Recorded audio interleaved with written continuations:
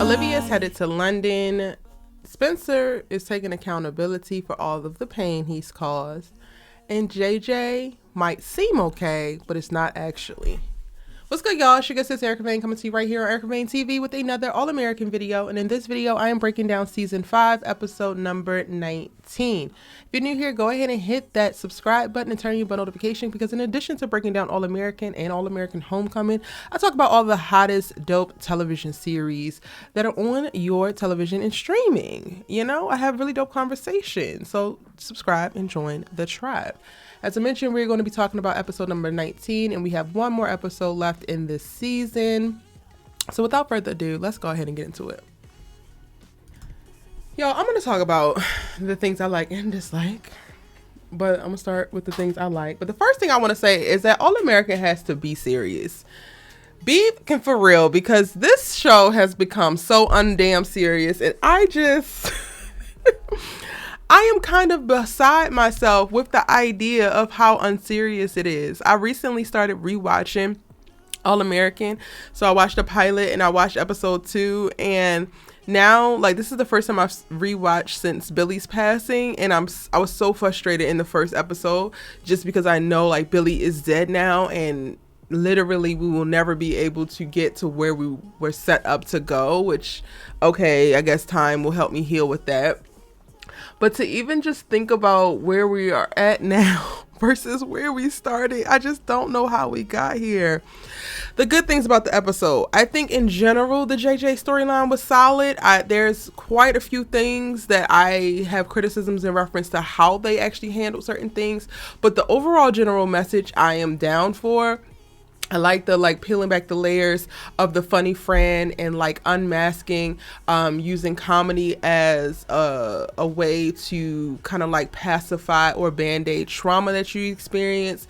And basically JJ picked up funniness and comedy as a coping mechanism, and we all pick them up. Like, those are also, like, we come up with survival skills when we're trying to survive, so it makes 100% sense. I love that the guys didn't let up on him. I feel like from the beginning they were a little bit heavy on it. It wasn't nuanced at all. It wasn't subtle at all. I'm like, damn, Spencer, like, just gone right on into it. Just tell a man that you think that he broken. Like, we ain't gonna at least try to make it a safe space for him. Like, yes, JJ was definitely guarded, but you also came in hella hot. Like, relax a bit, okay? But overall, that storyline, it is what it is, and it was cool. The whole Miko and Patience and Layla handling it, I did like that. I like that Layla bossed up.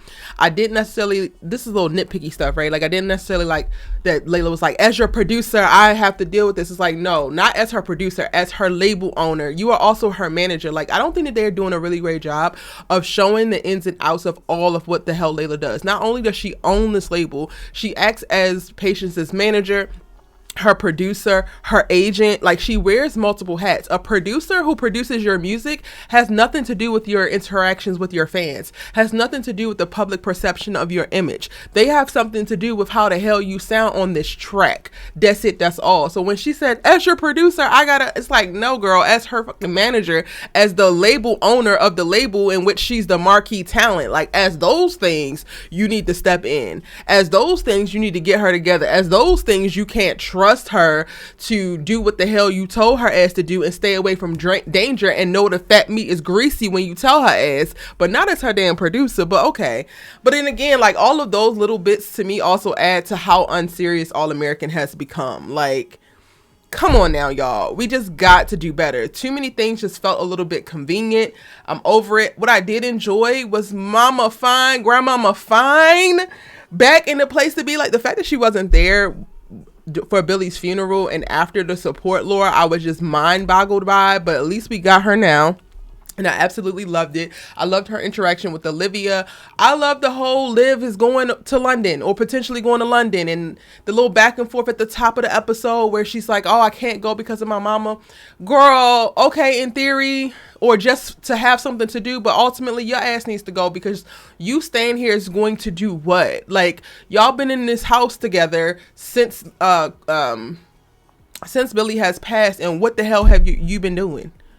Exactly. So you staying here to do more of what? Not much with your damn mama, but you know, that's neither here nor there. Liv definitely needs to go, and I'm very excited for her to be able to go. Not just because I'm tired of seeing her on my screen menacing all over the damn place, even though that could be a point of it. But it's not that. It's because of what experiences like this one will afford her as a person. When you leave home, things are different. Life happens and you change, and typically you can change for the better. Like, I am a huge advocate of people who are going to college. I always push for people to leave their home city, their home state, and go away to college, because not only are you going to get the college experience, but you're going to get the experience of severing a tie and a crutch that you have in your home environment with your mama and your daddy and your sisters and your cousins and your friends or whoever the hell else that has made it okay for you to be where you're at now, but are not necessarily going to be the best people to prop you up to be your best self moving forward. They're not going to expose you to new things, which is going to have to force you to think differently, which is going to have to force you to learn and to adapt and to improvise. They're not going to challenge you in the ways that the world will challenge you once you are a full-fledged adult. So Liv going to London is going to be incredible for her character development, if the writers allow it to be. Will be invaluable to that, simply for a multitude of reasons, but simply because it's going to help her sever this codependent ass tie that they have built and continue to solidify with this weak ass vortex. The way that these friends, air quotes, support each other, in more cases than not, is so damn codependent, and it causes them to basically live suffocated in smaller lives because they're trying to make sure that they keep themselves within this bubble when the world is so much bigger and they are capable of so much more. I'm excited for Liv to go to London so that she can see how the world works, so that she can go out, try some things, fail, go out, try some things, win, and then learn from it all. Like, she needs to see that life is bigger than her Beverly Hills bubble, than her damn Golden Angeles bubble, than her LA bubble. Honestly, it's so much bigger. And if we're just going to talk about the story, it's going to be interesting to see the impact that Olivia's absence has on the rest of the damn vortex. Like, the biggest qualm that I had about this episode, or not necessarily about this episode, but specifically about the JJ storyline, is that they were doing so great with the guys coming to him and like trying to get him to open up and release and be honest and all of that. But for them to position Olivia Baker as like the saving grace at the very end, and that JJ owes her this big debt because he came to the repast drunk, it was a little wild for me, because one, Olivia has done quite a few things that she owed people apologies for that they never actually received apologies for. And nobody came to her like, well, you owe it to me. So like, let's sit down and like, let's hash it all out. That just never happened. And for them to basically messiah her, it was just a little bit weird. I felt like if anybody JJ owed, it would have been Asher. So for it to be written in a way that he doesn't feel the need to like fully divulge or fully break or fully trust Asher, who has gone above and beyond, who has been in the trenches with him, who has been there day in and day out, and is also a white male like him, experiencing quite a bit that he has experienced. I just thought it was very, very interesting, and it really, to me, made the JJ storyline partly about uplifting and pedestalizing Olivia Baker versus focusing on JJ's storyline. And it honestly just didn't really feel realistic, because yes, JJ came to the repast drunk. I personally didn't take a big offense to it, because when people die, people start drinking. These teenagers have been drinking since they were like 8 years old. They have been popping pills and doing all types of stuff, bumping ugly since they were like 8. And the fact that everybody wanted to be up in arms about JJ having the nerve to come to Coach Baker's repast drunk because, oh my God, Olivia could potentially be triggered. Meanwhile, y'all had no problems going to a HBCU homecoming and drinking around her down there, being back at home, throwing Halloween party, all of this stuff, and having alcohol around her then. But he came drunk, not even drinking, and y'all want to be on his neck as if y'all have not gone back to normal. All of y'all are not sober. All of y'all are not sober, living in solidarity with Olivia Baker. So like, what exactly are we talking about? JJ owes her this huge ass debt because he came into this party of this repast drunk when he is a damn drinker and his coach died. This is why I'm saying All American is completely unserious. Yes, it's a little bit like, all right now, and I can see how it can make, you know, her uncomfortable or whatever, but I just feel like they put a lot on him specifically for that moment. Meanwhile, Olivia, Spencer, Asher, Jordan, all have had monumental detrimental moments, and not nearly as much pressure or angst was applied to them as characters. And that ain't fair, especially if they're all supposed to be a part of this vortex that they just seem to love to protect and need to support and uplift and keep going so damn much. Now, I think what kind of really did it for me with this episode, in reference to just I did not enjoy it, was watching the Coop storyline play out the way that it did. Now, don't get me wrong, I am a black woman. Okay, a dark-skinned black woman at that stands 6 feet tall. I have had experiences in this life, in this country, in various positions, in rooms and meetings where people have felt like I don't actually belong because of how I look. So I get it. I have gone through the process of assimilating and covering up my accent, and y'all don't know that because y'all get the Erica that the twos and the dudes do what they gonna do. But I have a master's degree in biology. I have worked as an organ procurement at an organ procurement company as a allograft skin processor.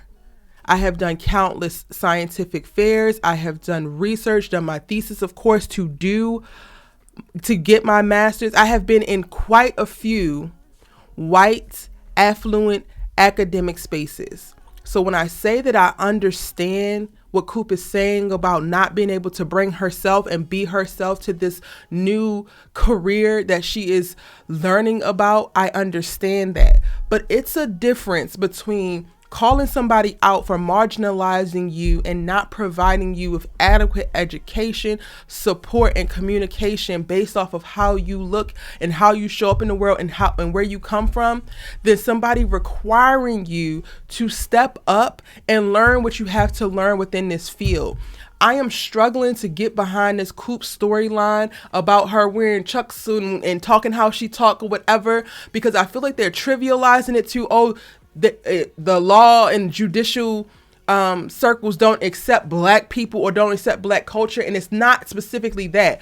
If y'all want to tell that story, then y'all need to make it a little bit more concrete and a little bit in your face that is specifically about how she looks and what she says. Because in addition to Coop looking how she looks and saying what she's saying, she's also being lauded as a first-time, not even a first-time law student. She's in undergrad in a first-time law class, and y'all mean to tell me every single thing that she do is right?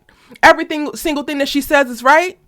She's there to learn, but they're so busy shoving this narrative down our throats about how she's not being appreciated from the culture that she comes from, that they're forgetting to show that she's a student who's learning and making mistakes. So I'm having a hard time getting behind them coming for this damn professor, because what it looked like to me from the start is that he didn't get it at first, check him at first, but then the moment he brought you into this class and he was being hard on you, he was prepping you.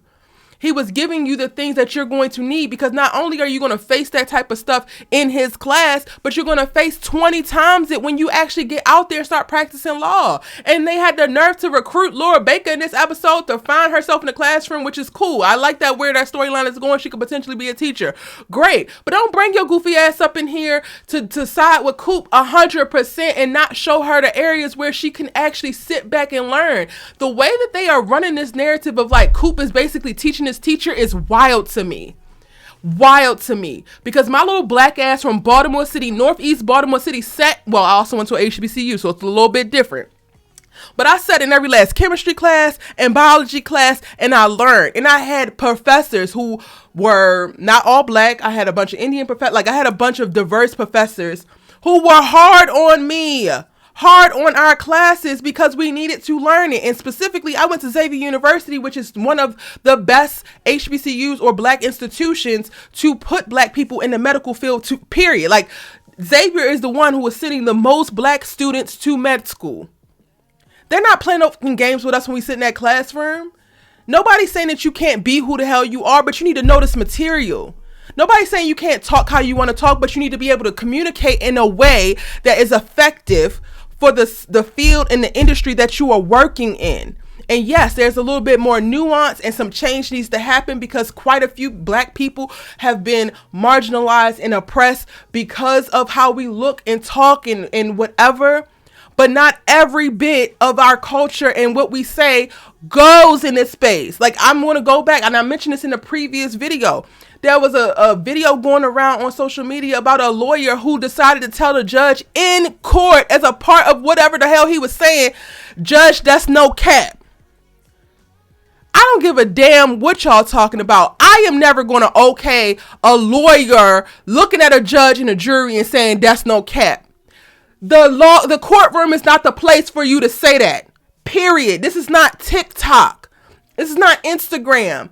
And I am like, the biggest problem I think I've had with this episode is this whole storyline about Coop, because they are glossing over at best, but then lauding her to like fight back, and this is retaliation. And it could look like it a little bit, but there's still so much for Coop to do. It'll be a different story if they were showing her in these law books and like knowing every bit of this, that, and the third, frontwards and backwards. But she's still mulling around and mad at patients about, "You didn't tell me this." And like, she's so unfucking serious, and y'all want me to take this serious. How? Absolutely not. I'm going to go ahead and stop here, because I didn't even think that I was going to talk that much, and I didn't think I was going to get as passionate as I was about the Coop thing.